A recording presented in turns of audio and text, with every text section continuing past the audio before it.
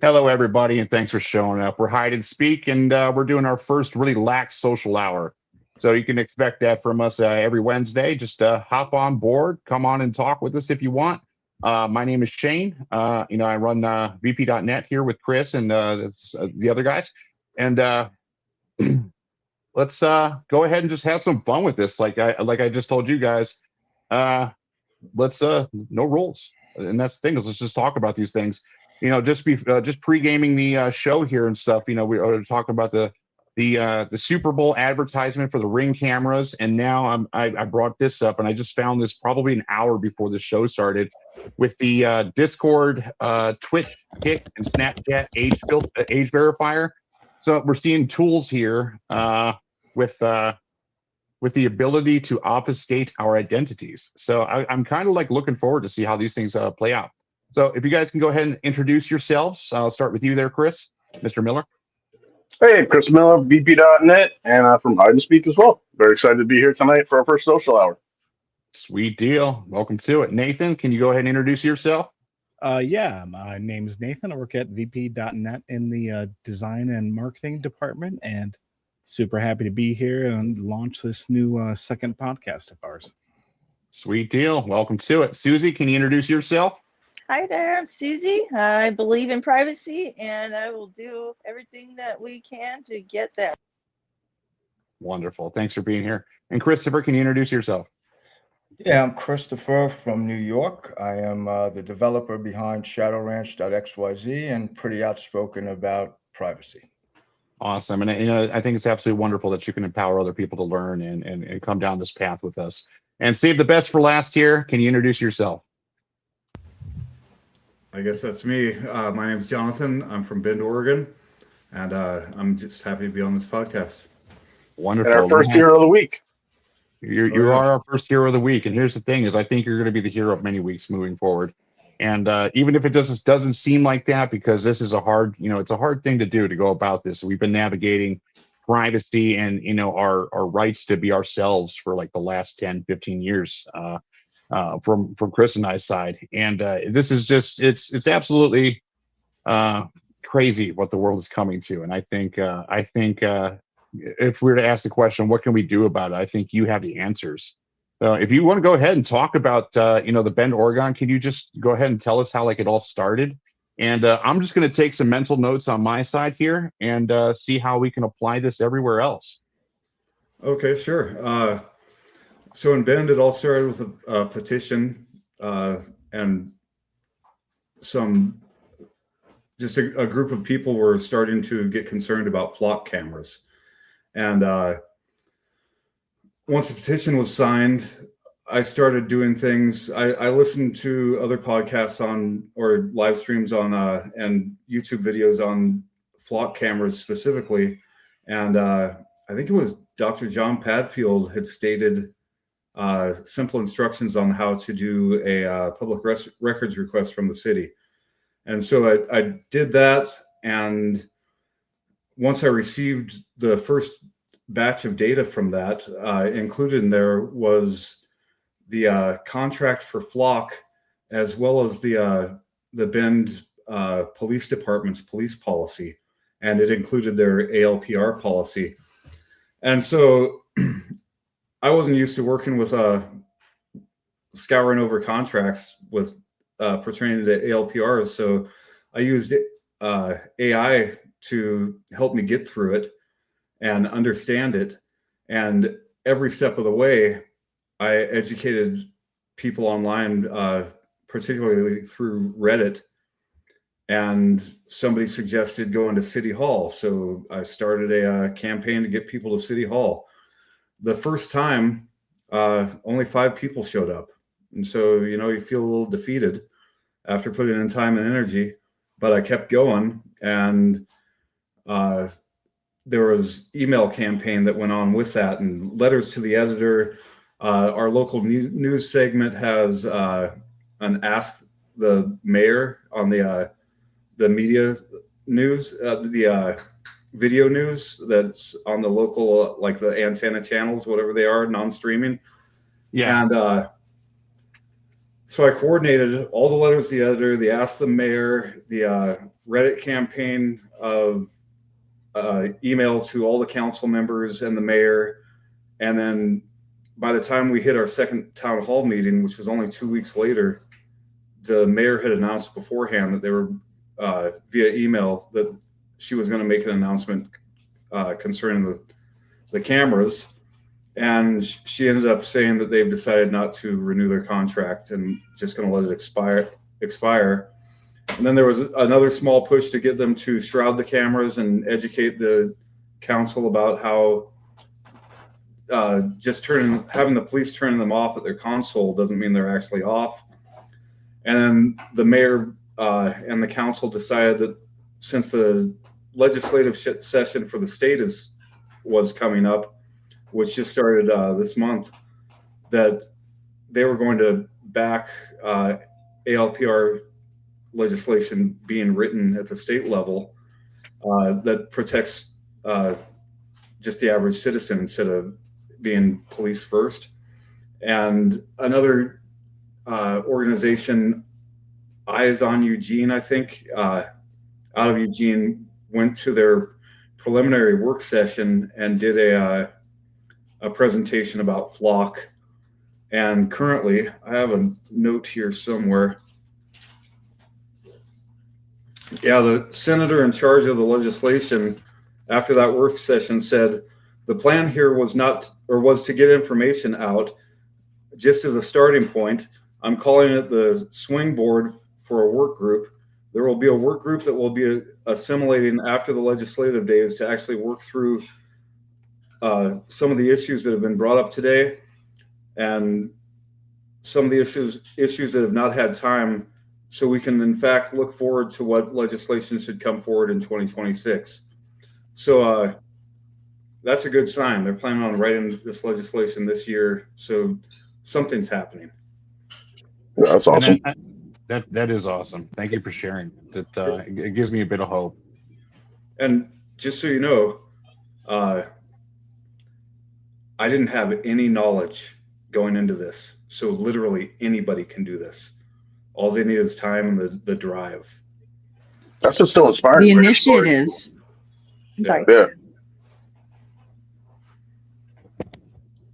Absolutely. Like, so many people have this idea that we can't do anything. Like, if you don't, have billions of dollars or know some famous politician, that you can't actually get anything done. But, you're actual proof that that's not true. And like, that's why that's always like so inspiring to me. And like, everybody needs to see that, because this is the problem. It's not just Bend, Oregon. It's literally like every city around America right now, this is happening. And every city needs somebody like you to just take those steps and like to have the willpower to move through it.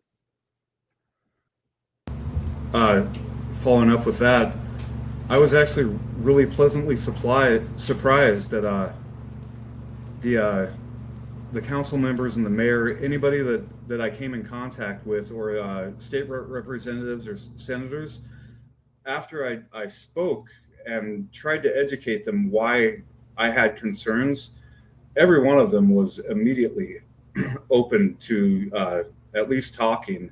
And most of them, once they realized what the inherent risks were with these, were on board with making the changes that are necessary. I think what's happened at the core is there were these federal Department of Justice grants, and Flock's marketing team, you can see it on their website, they are to encourage the cities to search for the grants. And so the cities just think, oh, free money, free toy, free camera system. And that's how they got their foot in the door. And I think once the public goes and speaks to the council or the legislators and says, this is why this shouldn't be a thing. It's not just a toy. It's a very serious instrument to use against the public. Then they're all quite open to reversing course. Well, that's good to hear too. That they're good for reversing course when when it's not good for the people. That means that the people that are in these positions to represent us and help us, they're actually doing these things, and that's being shown. And here's the thing: is like, let me ask you guys this: when it comes to flock cameras, do any of you feel safer? Like, do any of you feel like there's good going on in the background? Because I Feel sure, less safe. Absolutely not. yeah, Less. I feel less safe. It brings me an internal terror within myself that I know I'm not doing anything wrong. I know that I know that people's cameras like record everything everywhere and stuff. So why should this be any different? And that's the thing. It's just something at the soul level just feels so wrong and off about it. That and the biggest issue is I don't know who has access to these things. And Well, when I yeah, say like that, they can hack in Dr. and just look Padfield. in on.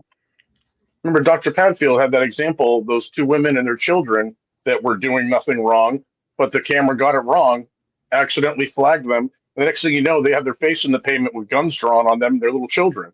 And you know what I mean? Like, people get nervous and, who knows if they're going to reach in their pocket or just make the wrong move and end up getting lit up on the side of the road and end up dead just because this super helpful technology got it wrong. You know what I mean? So, like you said, it doesn't matter if you're doing anything wrong or not. Like, that technology has the ability to put a bullet in you pretty quickly just with one simple mistake, whether you're doing something wrong or not.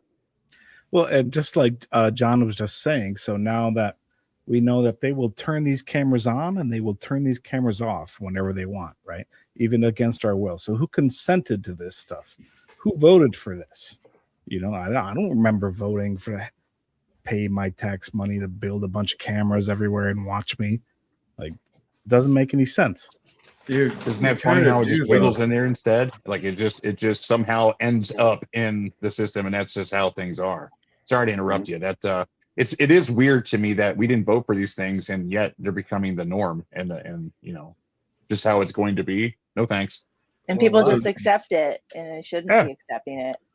Yeah. There's A lot of it is- another discussion to be had there. We elect representatives to do the actual make the decisions like that. So we vote. If you vote for a council member or a state rep or a mayor or a state senator or a governor, and we put our faith in them to do the right thing. The only thing that I could see where that could be changed is if everybody at birth was assigned basically a blockchain wallet address, and that's your voter ID. And then on every issue, you've got a verified email address. And I don't know if that can be set up through a blockchain. I think it can. Ethereum's got something. Then you get an email that outlines the issue at hand. If they're voting on 10 things that day, you get 10 emails. If you want to hit yes or no, you have the choice that day, and every citizen could vote on every issue. And there's only a few months out of the year where the legislation actually happens and the votes actually there's 800 pieces of legislation a year roughly per state. And so what's that, 3 a day you'd have to read on and vote? That's the only way to get away from elected officials making the decisions that I can see. Right. And here's the thing: is like it's literally as simple as creating a bubble that people can push on their phones, right? I think people can push a bubble, right? We can play Candy Crush for 20 hours a day, but can we push a bubble to vote?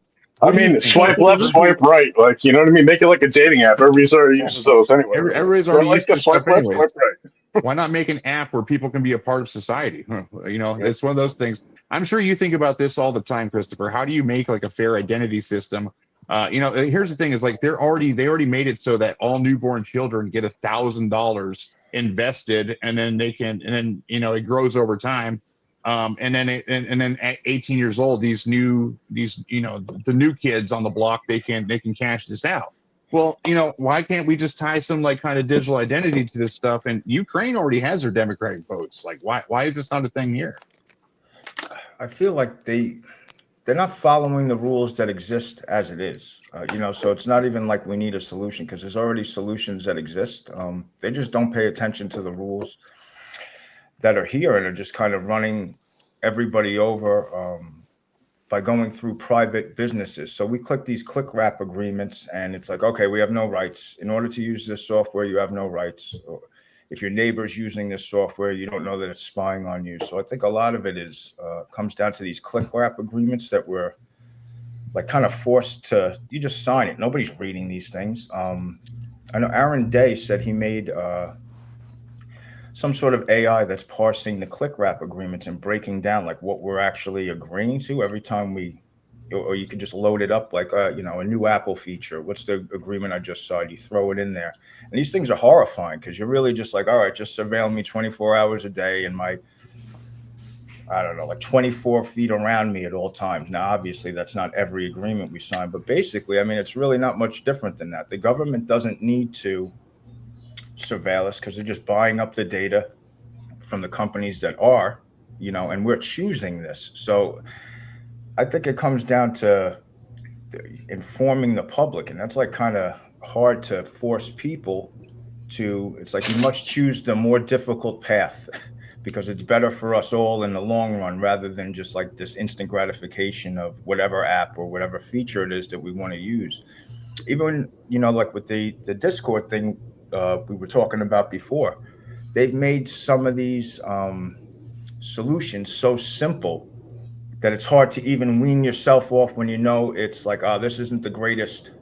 This isn't the greatest for me in the long run, but for right now, like, fuck it. There's no other real way to maneuver around it. So I need to leverage this technology for me right now. So I think a lot of it isn't even how do we utilize the existing technology. It's how do we break ourselves away from technology we're already using, not introducing something new perhaps, but weaning ourselves off of stuff we're already using. And that's I'm glad you brought that up. It's one of those things that I have to make this decision now. Like I have a week or two to move my communities from Discord into a new realm and a new platform. And that's the thing, we've seen this stuff over time and time again. How many times did Facebook change their EULA? I didn't even know what EULA was back in the day. And it's the it's the acceptable user agreement, right? And it's like, why is this acceptable? It's not. And they changed it so many times, but it's like, wait a second, my family and my friends are all on Facebook. I can't just ditch this because it's all they know now. And so how hard would it be for Facebook or something to implement a secure voting system? We're seeing with the secure voting systems and the blockchain, it's all one topic, right? I think honestly, I didn't know about these websites that existed that tell you when a vote is in process and how that you can influence these things. I didn't see these websites until maybe like the last year or two. And it's like, for me, it just seems like, because I'm flying around a lot, it just seems like, these people are holding elections now. And it's like, wait a second, they're electing a mayor? Isn't that supposed to be the same time for everywhere and stuff? And it's not. These things aren't like that. And I honest to God, even being 36 years old, I don't know how all this stuff works still. Like, I still don't know how to go be a part of my community and influence, hey, this is some crazy stuff going on. If you guys only knew about this, but, you kind of agreed to it just by not having a voice. Well, and in my life too, I feel like, I'm trying to use Google Maps less, right? When I'm trying to go to my friend's house or to the store or something, I'm trying to just, I know how to get there. It's going to be 2 lefts down the highway and 1 right, and then I'm at where I need to go. I don't even be listening to the AI to tell me everything that I need to do. And that's me. Like I'm running this privacy company here, and for me, I just kind of want to monkey brain out when I'm driving and just follow the line. Like I just make my dot come to the other dot, and then I've arrived, and then the 2 dots came together, and now I'm here. That's how my monkey brain works. And I don't know how other people's monkey brains work. I'm sure we're going to see that after this month though with this Discord, and I think they showed something like 10,000.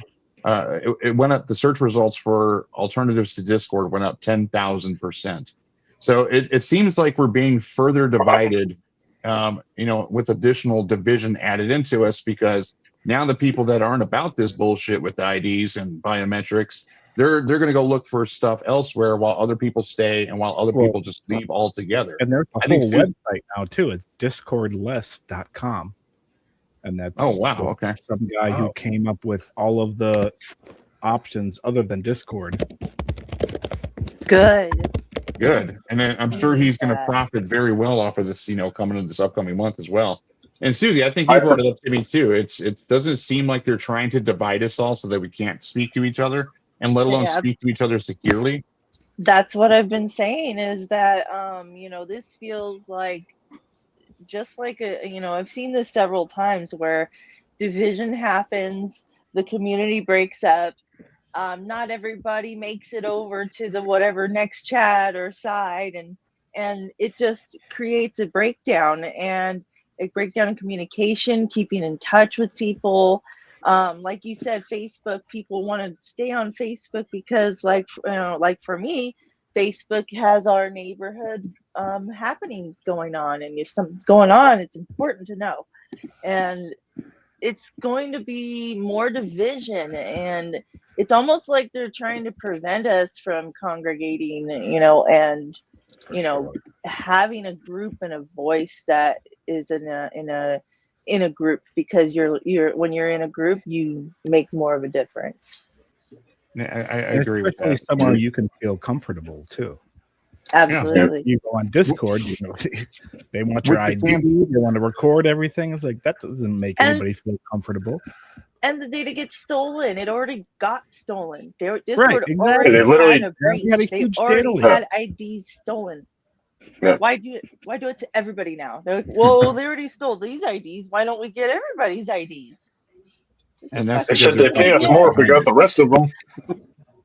Well, John, did you use any of the platforms to help aid you in getting signatures and getting people on board with things? Did you use Facebook or Twitter or anything?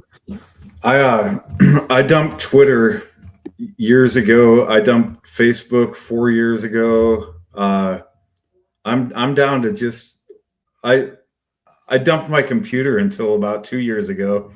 I was nothing but a phone and Reddit. Reddit's primarily what I use for anything anymore.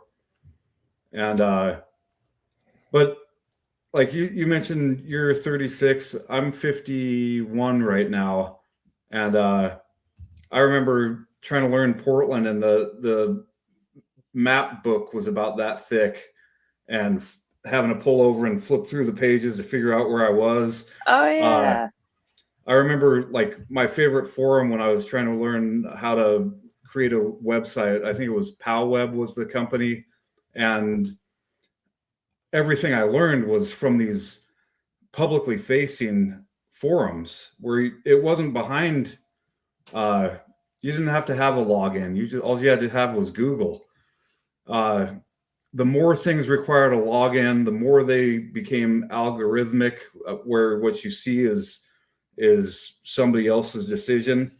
The more I started to drop out the technology, and I got really into tech for a while, and then I took a really long hiatus.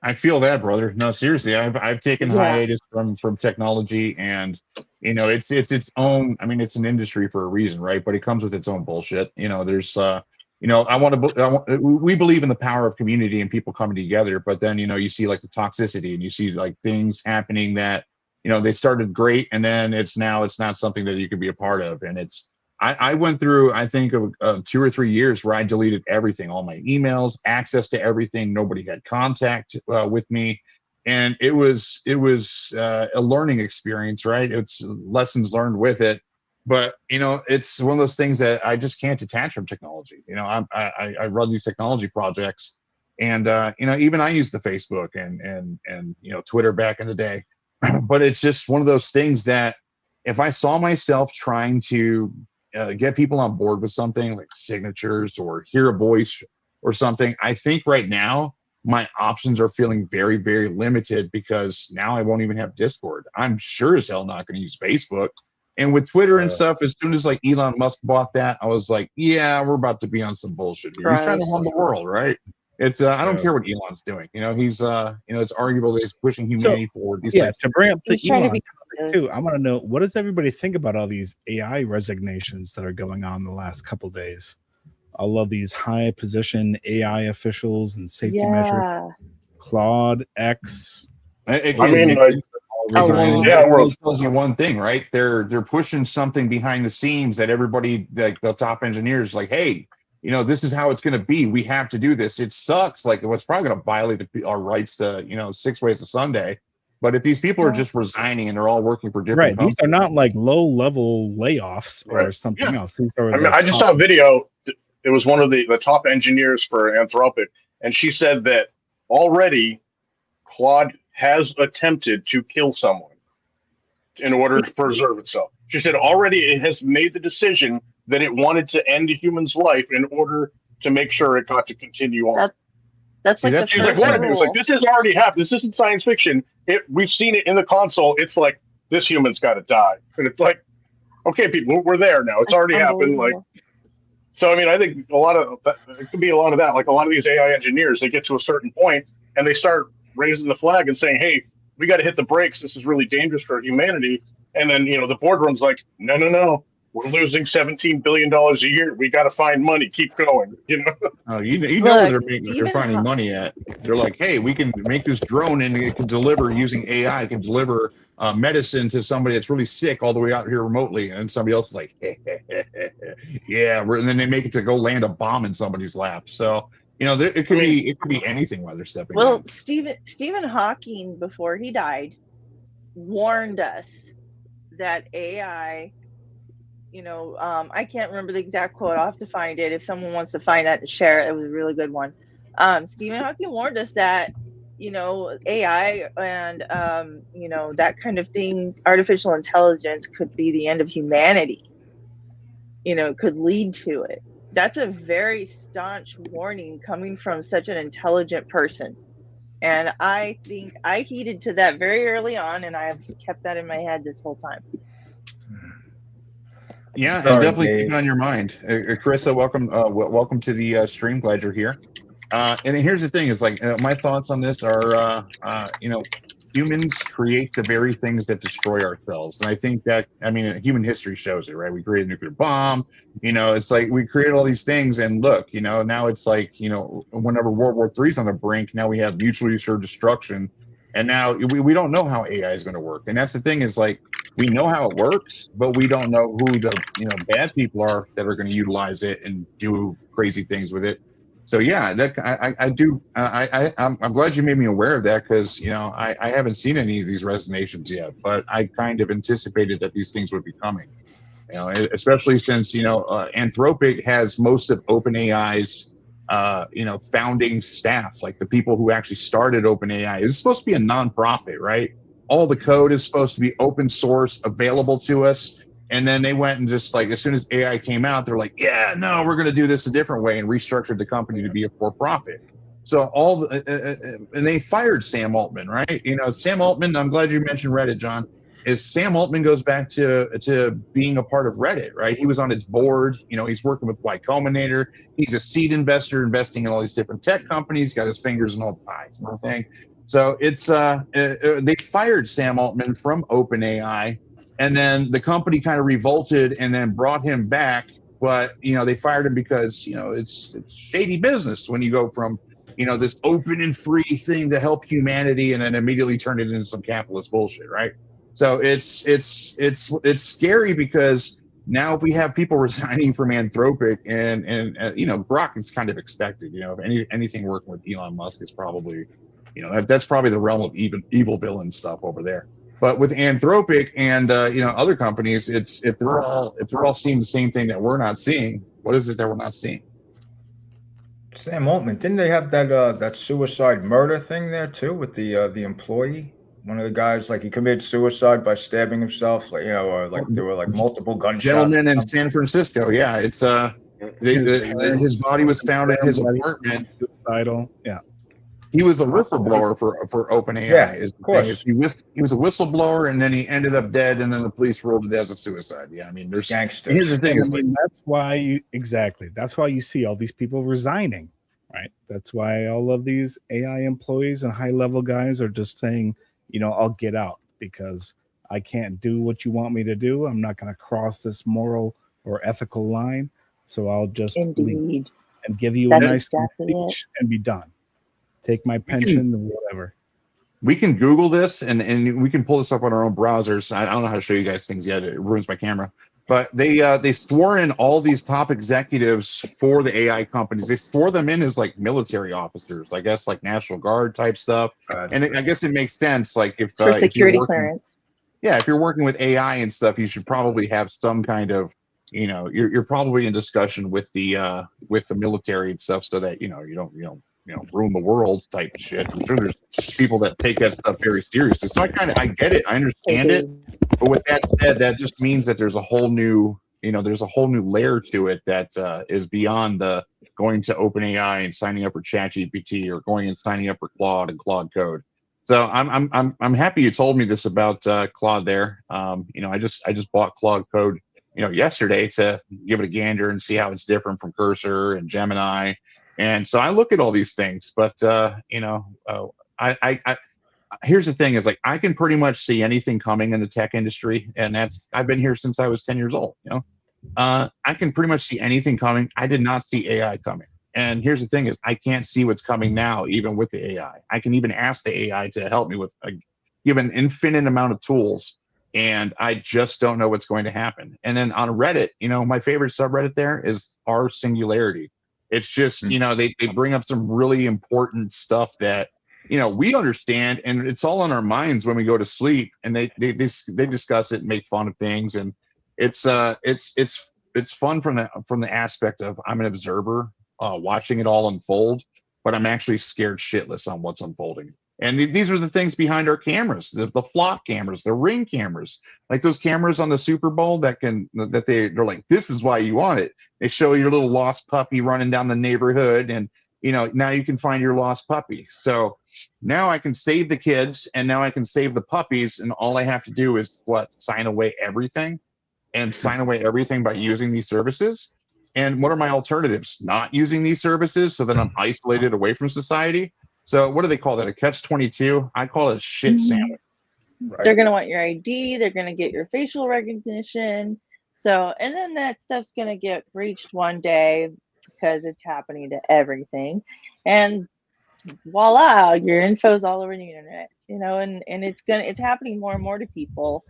And to be honest, haven't you noticed, like, what I believe John said or Chris said, that everybody, all of a sudden we're all having to log into everything. You're having to make an account for everything.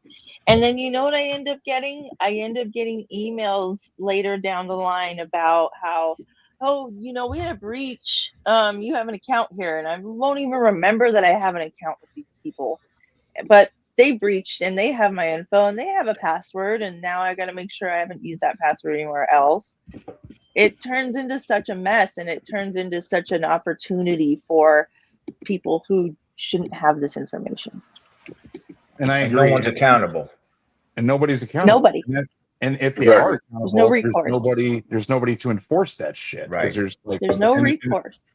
And the people that are there to enforce it are the ones that want it that way. So it's as I said, it's a shit sandwich. It's not sloppy Joe. It's just straight up bullshit. Is all I'm saying.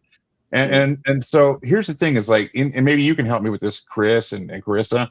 I'm still going to be on this Discord topic. I just don't know what to do, and I'm not saying this for so that we have content.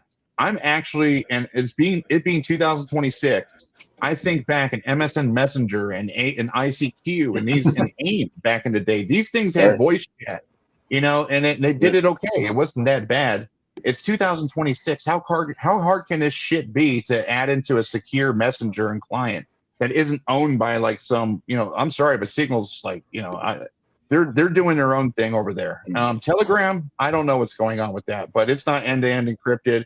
And I kind of feel like they're blowing smoke on my butt over Sessions. There. And then Sessions, that seems to be the good one. I think Susie and I used that.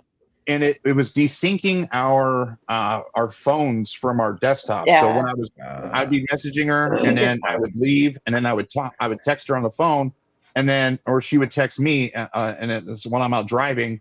And even though I had internet, it still didn't show me the messages, even when I went back and got home and sat down in front of my computer. So, this is, with the push notifications, I get it. With the push notifications out there, the actual app, like, you have to have an app on the App Store or the iOS store.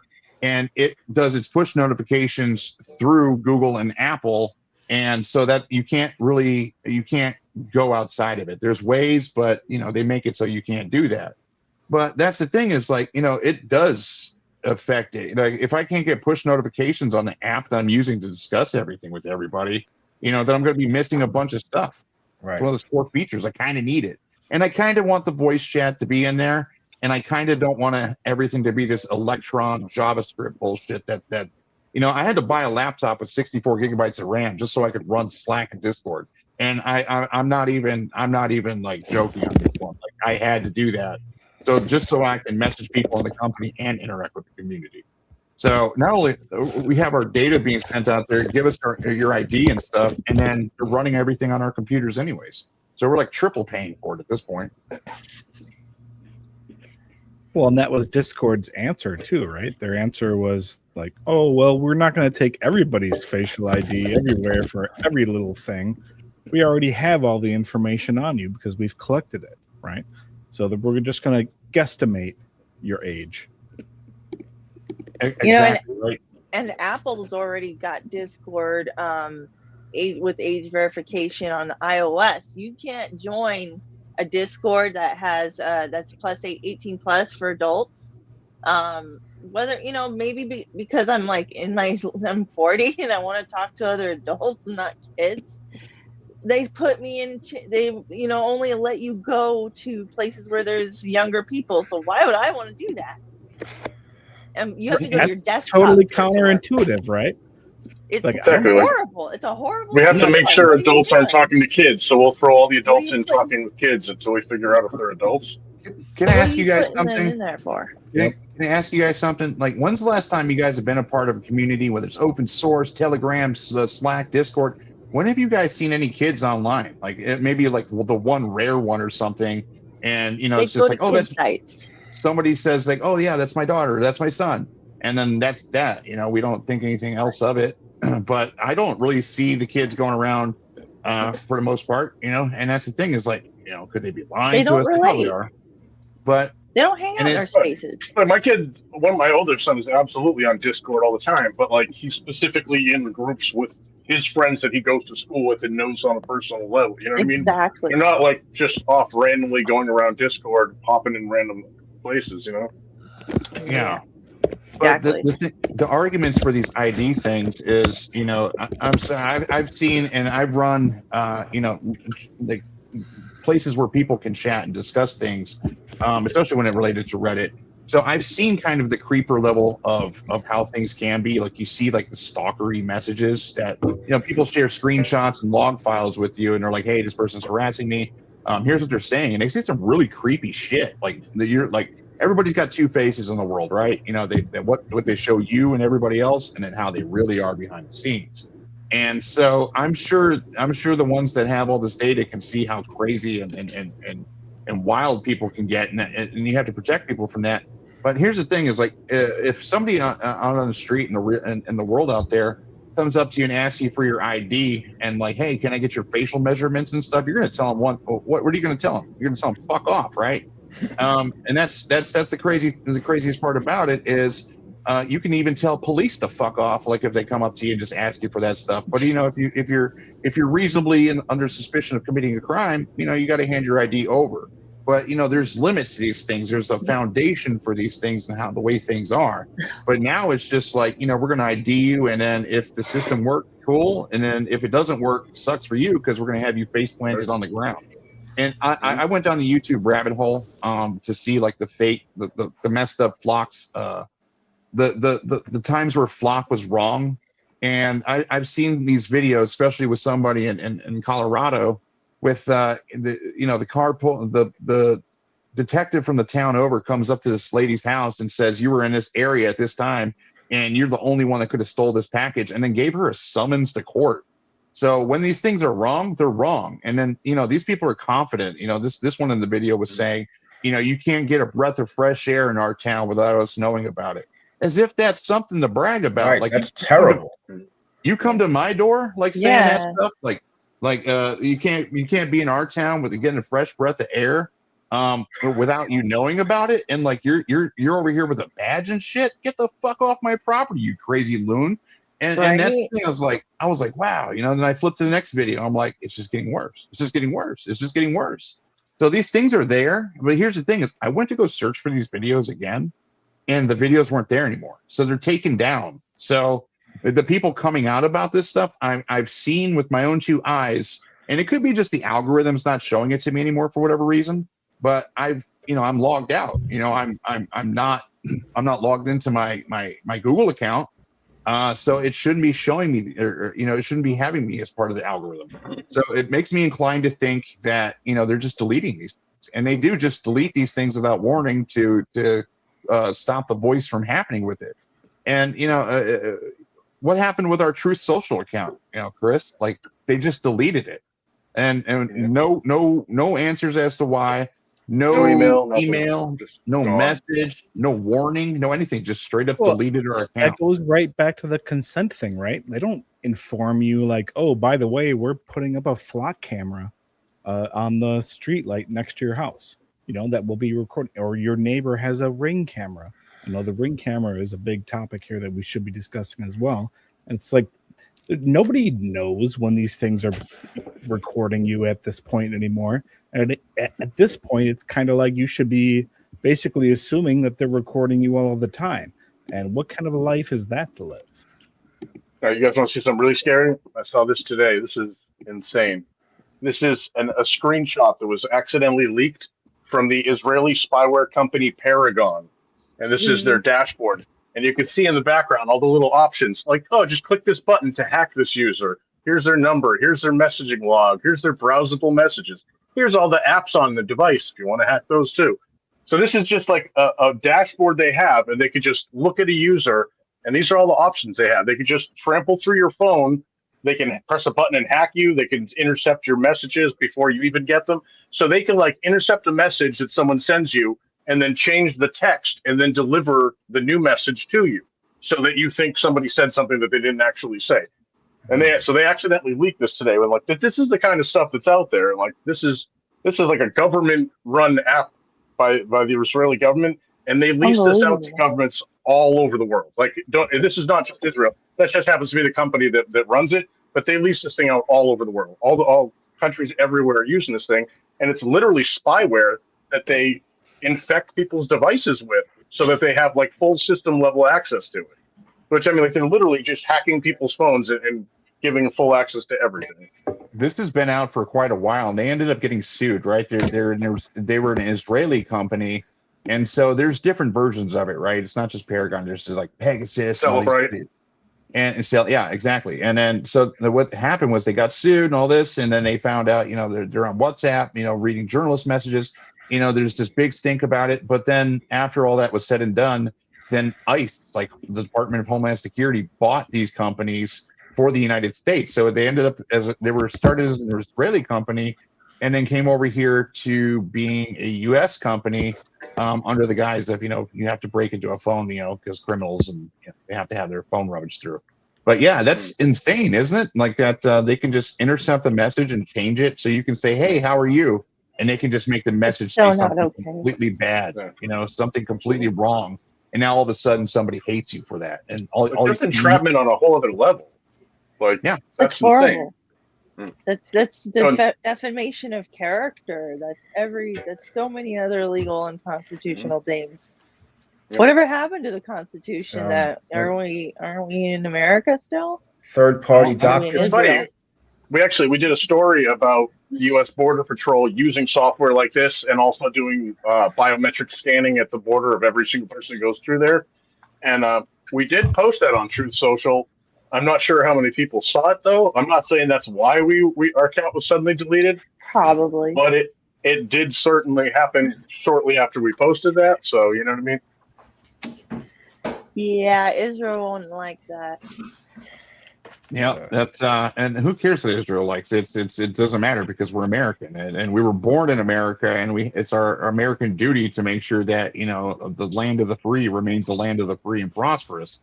But when I'm having an A and B conversation, that's between A and B, and now there's funny business going on in the middle. I think that's the core of like all of our technology Christopher, that you're working with as well, and the core technology that Chris, Nathan, and I are working with, and Susie working with. That to get data from point A to point B, whether it's you having a conversation with somebody in real life, it's the same thing, right? If you want that data to get from A to B without any funny business in the middle, and not only is there funny business going on in the middle, that I think that answers my question. Why can't there be a bubble for us to vote on something? It's because all the bubbles are reserved for them to spy on us. Like literally, I just saw a bubble that they could press their finger to take all of our stuff. We have so like there's like I feel like there's like a misunderstanding on like the great majority of the ways people think about even like the law. So the third party doctrine is like the reason, right? The reasonable expectation of privacy, right? Well, we're not supposed to have any anymore. So these machines apparently aren't ours.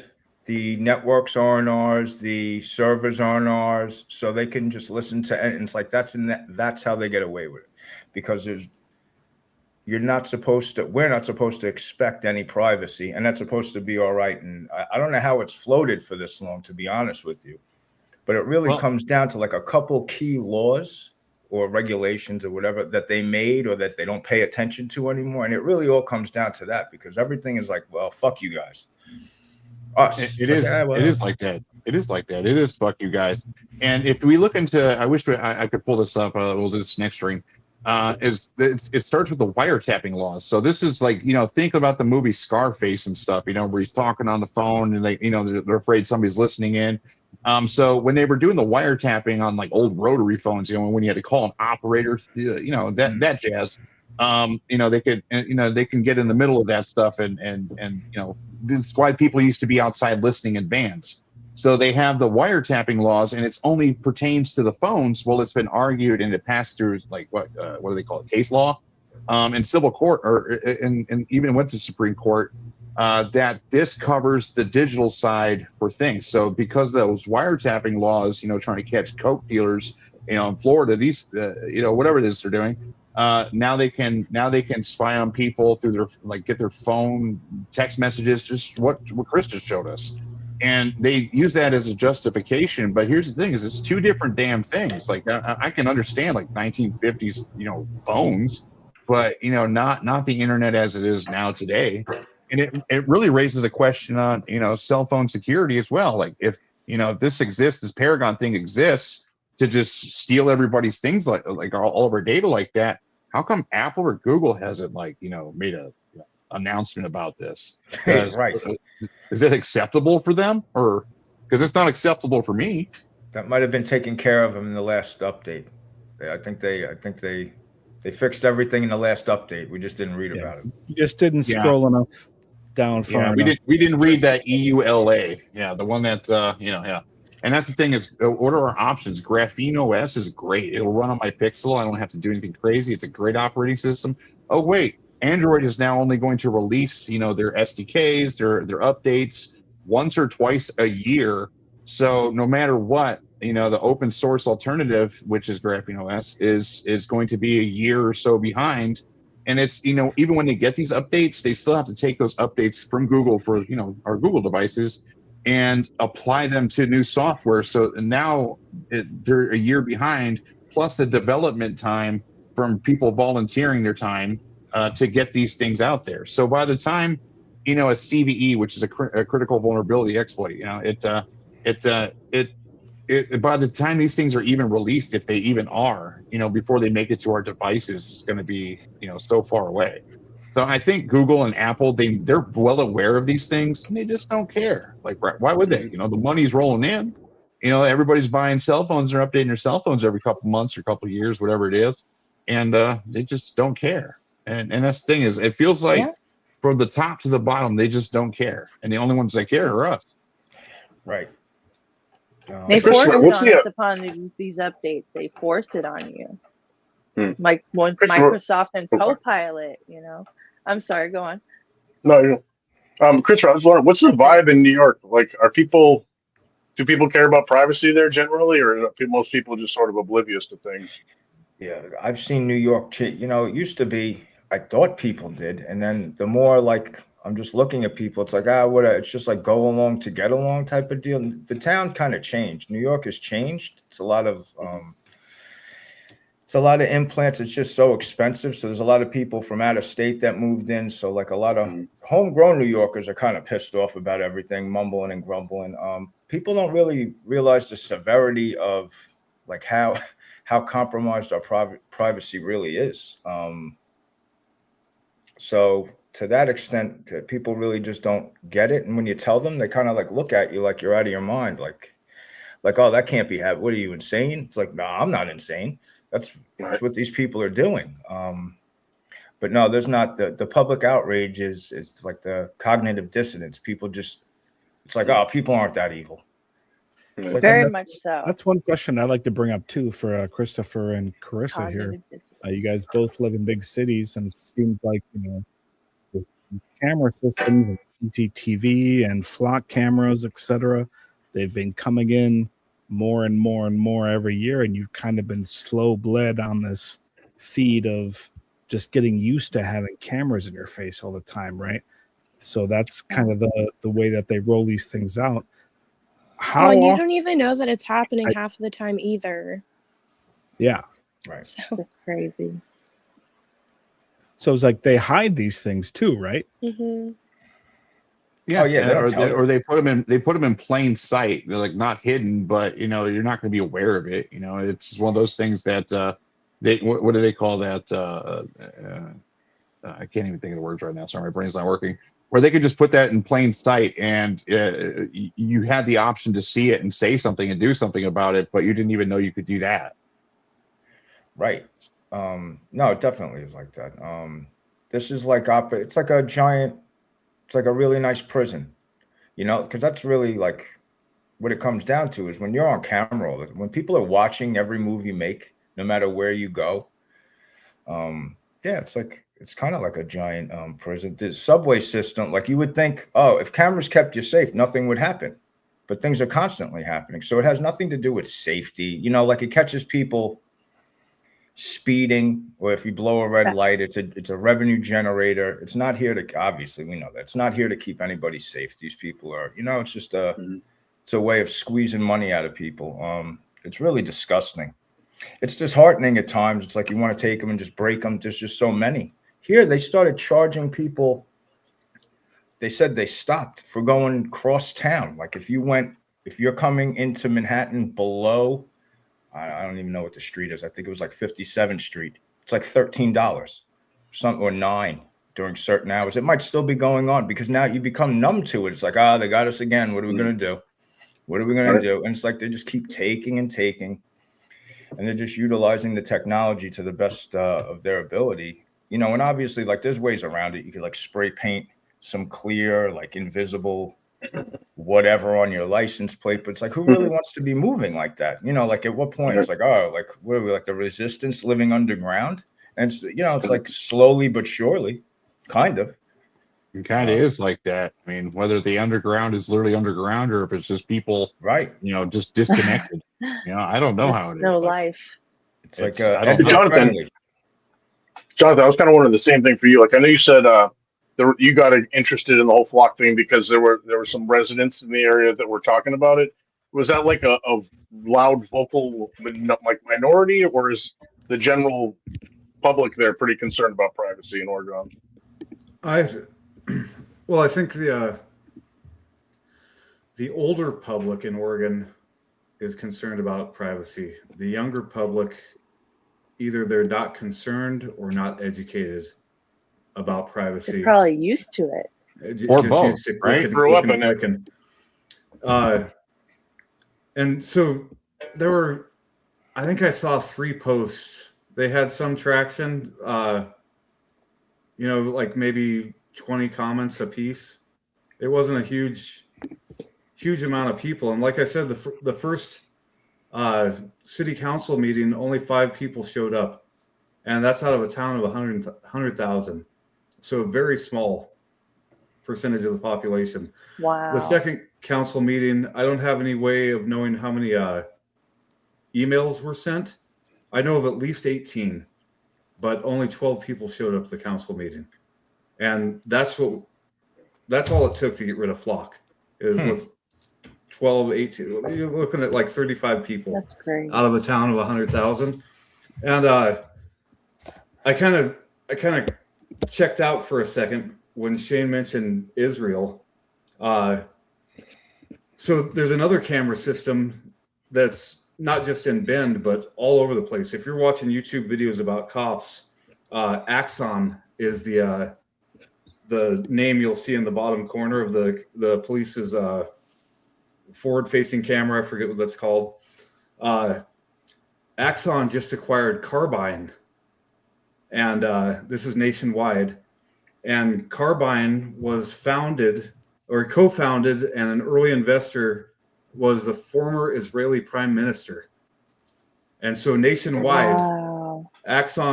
they are so tied into the police force right now, all across the U.S. And why? I don't know. But here's what I do know. There's that camera system and one other, which is Vera Mobility. And Vera Mobility isn't even turned on yet. But for the last at least a year, they've been installing $2.5 million worth of hardware. And when that hardware is all installed, they're going to turn on the system. And that's one of those automated, you just get the ticket in the mail system. And they're not even charging the city until the automated system is turned on. And if they make a mistake, it'll be your burden to prove that. Right. You weren't there, right? Exactly. Right. But guilty till proven innocent, huh? Yep, exactly. Speaking of making a mistake, in my opinion, the city made a mistake when they spoke publicly about Flock and voiced their concerns and echoed the concerns of the public, because they post all that stuff in video format on a YouTube or a city posted page. I have downloaded the videos, used AI to extract all of their quotes from that. And I've made it through the Vera Mobility contract, but not all the addendums. I've got the Axon contracts. And when I get through that and compare that to the police policy, and I'm able to prove Fourth Amendment violations, like in the current Bend police policy, it says ALPR technology can be used without a warrant or even reasonable suspicion, which if they're storing that data for 30 days, which is that's just out of the box, that's the standard is 30 days. That means they have 30 days of historical data on you, which is, I forget the name of the case. I think John Padfield mentioned it when he was on, but Supreme Court case, they're upholding this, the historical data portion. Yeah. The Supreme Court saying that's a Fourth Amendment right violation. So it sure is. Now that Flock is out of Bend, I wish I had a team of attorneys to help me with this. And I have been in contact with the Institute for Justice. I think they're currently involved in other things and are waiting to get involved in Bend. They reached out to the ACLU. I should be in contact with a local member of the ACLU soon. But I think everything's on pause until Senator Prozansky actually starts working on the ALPR legislation again. But in the meantime, it's worth taking a look at my public records request. Well, my first attempt, they wanted to charge me $4,000.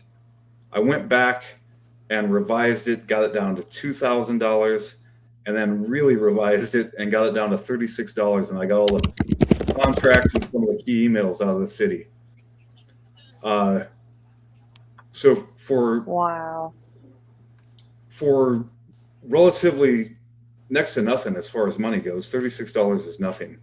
You can have access to all the contracts that the city has, and in any city you'll be able to determine which camera systems they're using and get the police report, or the police policies are normally public record where it's searchable, hosted by the police's website.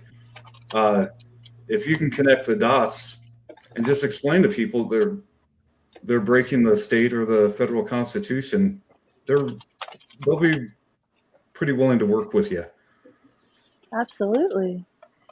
And that's I think that's what we're looking for best is like we here at VP, like we want to work with these missions, like we want to help in any way that we can, and just understanding the entire process from beginning to end, I think is like it's really our only shot. And that's the thing is, you know, if our voice reaches out to people out there across the United States and they want to do this in their hometown, you know, today it's Flock, you know, what's it going to be next year, you know, what's it going to be the year after that.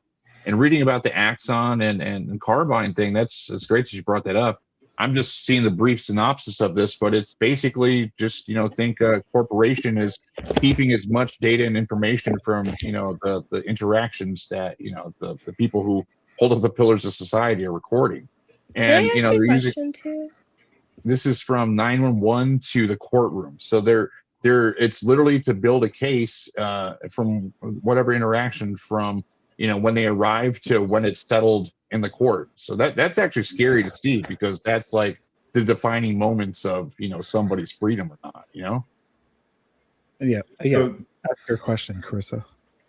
I was gonna ask if you guys are referring to the carbon or the Carbine 911. Yeah, that's the Carbine. Yeah. Okay. Yeah, I was just gonna add in there that that Google and Cisco have their technology integrated into their platforms as well. Of I course they think do. so too, huh? Yeah. What, no Oracle too? And no, that's true, because so I used to work for FEMA, and I can't say too much about my job because of certain things I've signed, but they used certain programs like that, and they are extremely tracking. They do take your voice, even they recognize your voice, and you would be amazed the amount of data that's just documented. And to add to these flop cameras that that you guys were talking about, is that people try to say to think nothing of it, and I have nothing to hide, and it shouldn't be a problem because they're catching bad guys, but you're being logged and documented constantly, and you should have a problem with that. Definitely, for sure. And that's the thing too, is like, these are the companies and stuff. Axon builds tasers and stuff too. So, these are the people that shoot your ass and you're flopping around like a fish. You fall to the ground. They're recording it on their cameras and stuff. So that it really is a sanity check to read into these things, because it's like, wait a second, the very things that are there to help people they're not there to help people. That's the only understanding that you kind of need to know. That's why we're here. We're here to help people. We're all going to be labeled as terrorists. That's because we have been for years. Anti-capitalist rhetoric we've got going on here. Yeah. Well, that's the thing is we're just discussing the awareness of it. And that's the thing is, like, they want to label us as domestic terrorists. All I have is 2 middle fingers for them. That's whatever. Is it? Label me whatever you want. Radical. Call me radical, but I just care about human beings. I care about the innocent people that are being harmed for this, because they just consider it as collateral damage. They don't consider this as something that is going to hurt people and do harm to them for long term. And why do this to what's going to be everybody pretty soon? And here's the thing is, like, when we're running companies, our job is working in information security, right? It's one of those things that we take this very seriously. And any of our organizations or projects that we're working with, you have a kind of a duty to protect your organization, and a fiduciary duty to, the people who own the project, right? And so you have to be aware of these things, so that you can protect, the mission statement, you can protect the infrastructure, you can protect the integrity of the very foundation of what it is that you believe in, right? So even from an executive level, so that's the thing, is these are executive decisions being made for people like us, and we have the executive know-how to understand the other side of the fence. If I have 25 employees, it is my duty to ensure that my employees that are working information security don't become the weak points in, the system that we have, right? That's how they steal people's cryptos. They call up one of the agents and like, oh yeah, can you read the numbers off the back of this thing for me? Whatever it is, right? And that's the thing is when we have a duty to protect not only our staff and our projects, why isn't this being brought to light from the other information security companies? I think everybody kind of needs to have a voice on this, because if we're going to sit here and justify as to what it is that we're about, and I'm not doing anything wrong, don't label me as a domestic terrorist. Well, how about I have a duty to ensure data gets from point A to point B, and even to point C, and then onward down the alphabet there. And the only thing that I have to do is ensure that there's no funny business going on in the middle, and there sure is a lot of funny business going on in the middle.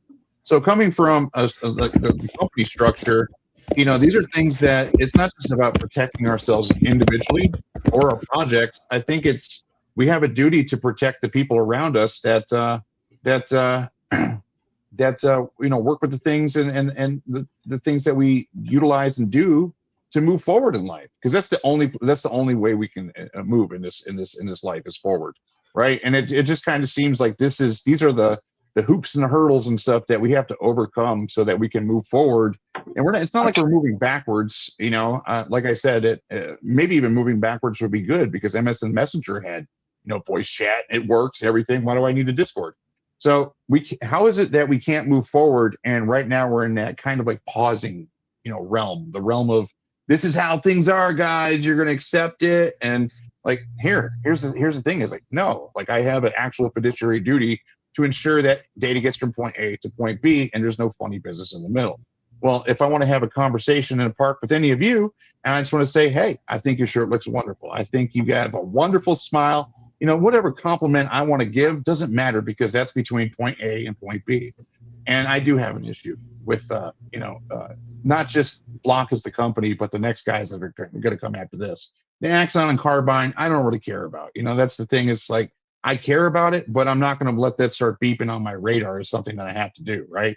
The first responders, they're the only ones that are going to save us from any bullshit going on. Well, like, if you're in a messed up situation, there's heroes out there to come get you out of that messed up situation. So we'll leave that as it is. But if you're not in a messed up situation, you can end up in a messed up situation because all this data just roams around freely in the real world. Like, I don't know anything about this Carbine and their data centers. I don't know who has access to that. And I don't even know if they're allowed to have access to that, but let alone with Flock. People just guess the passwords on the cameras, and all of a sudden they have everybody's information that is around in that area. So they're being equipped with tools and information at the expense of all of us and the businesses. And at the end of the day, it's ones and zeros, so somebody can get to it. Yeah, it's at our expense, and we're the ones paying for it. And the people that I'm most worried about getting access to this data and information are the ones that they probably don't want the data and information getting in the hands of as well. But then we're seeing things like Israel, and then now it's no longer an Israel company, now it's a U.S. company, and they have a little bubble to just pull up some profile, all of your text messages and whatever God knows about it. I don't have access to the bubble. I don't want it. But that's just that's the thing is like if we're trying to protect the data and information, especially from known bad entities, even Iran, things like this, whatever the politics are behind things, there's some bad shit out there that we don't want data and information going hand in hand with. And I think that, Christopher, that's something you're working with as well. On the tech side of things, is that we have to have these data integrity systems that verify that the information that's being sent is what the information that's being sent, and that there's no other funny business going between A and B. That's what encryption is about. But that's the thing, in the real world, there's no encryption between A and B if I'm standing next to one of you at a park and talking. And when we set up an office back in the day, and it was just a pain in the butt to get that going, right? And you learn a lot about that. When we set up the cameras, there's laws that you have to be aware of. you're not allowed to record people's voices. They have a certain level of expectation of privacy, and you can record them on video, but you cannot record voices, and it's because of some wiretapping laws, and it differs state by state, and the rules are different, probably in cities and things. But here's the thing: is like, I don't care, and that's the thing. I don't want to record people's voices because I'm one of those people. When I'm really deep in thought, and I'm kind of mumbling things to myself to make sense of these engineering things bouncing around my head. I don't want that funny stuff on camera, let alone my own company's. So when I'm mumbling to myself and sounding like a crazy person, or if I'm having a conversation about something that we're going to roll out here in a couple months, I don't want that out in the public, and I sure as hell don't want Israel having access to it, and I sure as hell don't want the hacker down the street having access to it. So the only path forward with all of this, Jonathan, is what you're doing. Is we have to stand up in our communities and have a voice. And I just said this because I have to move our Discord and find our community a new place to call home. I don't think that the ID checking and the biometrics and the verification, I don't think that should be on the platform. That should be on the communities, right? If you're in a bar, you have to check IDs at the door. You don't have somebody at the end of the block checking everybody's ID that might go into the bar, right? So Right. I don't have the answers. I don't have the solutions. I've worked in this encryption space for a good minute, and it's even hard to get things like identity. And the only thing I can see moving forward is this zero knowledge proofs, like where I can say, hey, I'm 36, or hey, I'm Shane, without giving you any other information. So these are the tools and things I'm looking at. What are the solutions to these things now? Well, we're taking steps back, because without Discord, now we're looking at old software that everybody moved away from. Now we're moving back to it. So it's as you guys can see, I'm all in a humble jumble. Everything's crazy going on. And when it comes to these things, yeah, there's a lot of thought that needs to be put into it. And for the most part, a lot of people just don't think about these things. They just follow, whatever it is to follow. And I think that's part of the problem, is like, oh yeah, you have to upload your ID. So what, dude? Like, no, it's not so what. Like, it's actually not a so what type of deal. Like, there's actual assholes that will have access to this type of stuff. You're gonna care when someone does something. Finally, when you see a credit check pop up on your credit when you didn't actually apply for anything, or there's a lot of things that people can do with your information. You get a thank you letter in the mail or something. It's like some companies thanking you for buying a $500,000 boat from them, and it's like, wait a second, I don't have a $500,000 boat. Yeah, you do. Can you prove that you don't? And that's the thing, is like, why do we have to now prove you do? So the way things are versus how they should be are two different things. Jonathan, I think you're doing an absolutely wonderful thing. And I would like to discuss more of these things with you. Whether it's in person, private, on the stream here. I think the world needs to hear more of what each and every one of you have to say. I think if it starts with a voice, I think we're these people. I think if anybody's going to make a change in this world, I think it starts with us. And I think I think it's a good thing to know that other people, you can be a part of that as well. So to be a part of something like this and bring this to our cities and our homes, our communities, so that we don't have some shadow mystery men watching us and stuff as we go about our normal daily lives. I think that's an important topic, an important thing.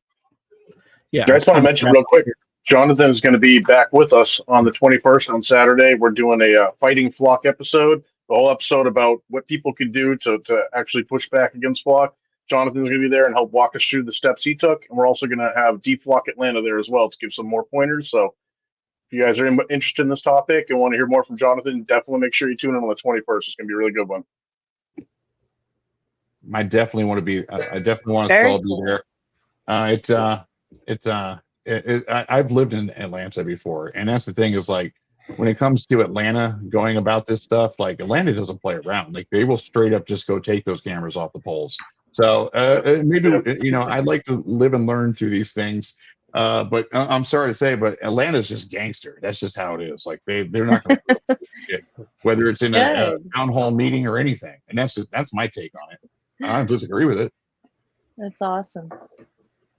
Well, we're running a little bit late here, but I just want to thank everybody for joining us today. Christopher and Jonathan, thank you so much for joining us. This has been really awesome.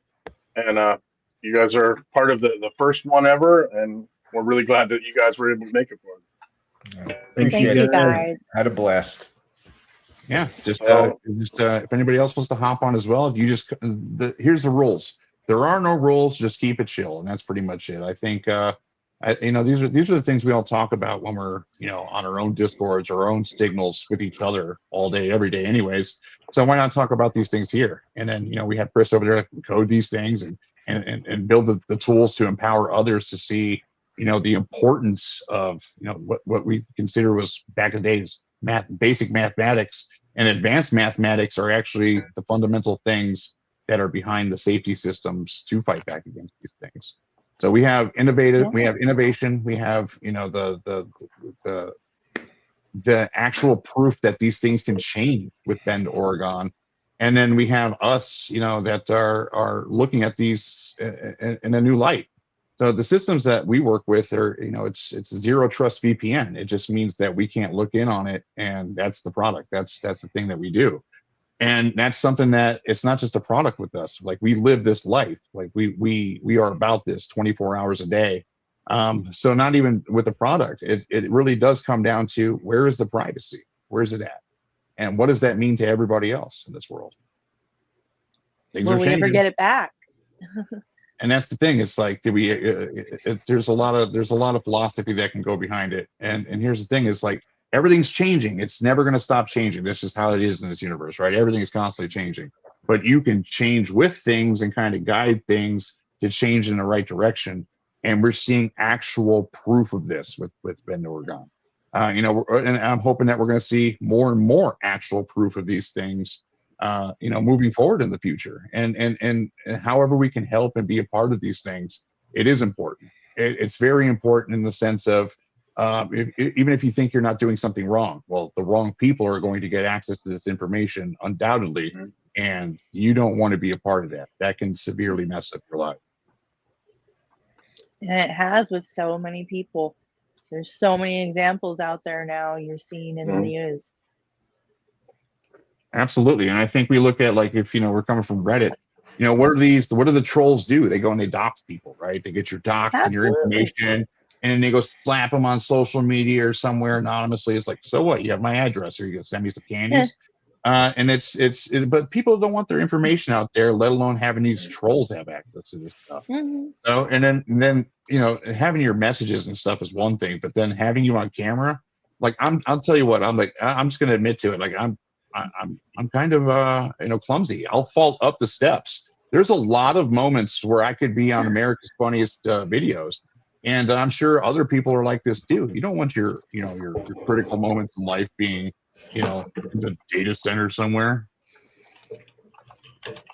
It is there, and you don't want something where you're looking dumb, and it's been proven that I forgot what company it was, but that engineers were talking to each other about things that they were seeing on hearing in these cameras and microphones, and sharing it with one another, and even laughing about it. I mean, do you want to be that person that's the subject of that? And I think you feel violated. Yeah, I think we all feel violated, but I feel like there's hope with all of this, right? And it starts with the awareness, starts with the discussion. So we're running late. We're running behind on time, everybody. So thank you all for being here. It's been absolutely wonderful. You guys really made my night. Thank you so much. Cue the Hey, song. everybody. Have a great night. Hello. We build a safe place where the speech is always free, where cypherpunks go to just hide and speak. Hide and speak. We stay in the shadows and make some noise. Hide and speak. Digital freedom, yeah, that is our choice. Hide and speak. Privacy doesn't mean not having a voice. Hide and speak. What you want to share is only your choice. Hide and speak. The early internet was the wild, wild west. Strange. Free. We explored, we broke things. And yes, we failed. No rules. And that was beautiful. But times have changed. We hesitate. We censor ourselves because we know they're watching. Surveillance kills curiosity, turning the internet from a frontier of hope into a cage of silence. And your VPN? It's based on trust. For let's be real, nobody has ever lied to me, said nobody ever. Yet true privacy is still within reach. vp.net doesn't rely on trust, it runs on real-time proof. Because privacy is about becoming your truest self when no one's watching. So you can be the best you when they are. Otherwise be an NPC, a digital product, and lose. vp.net, don't trust, verify.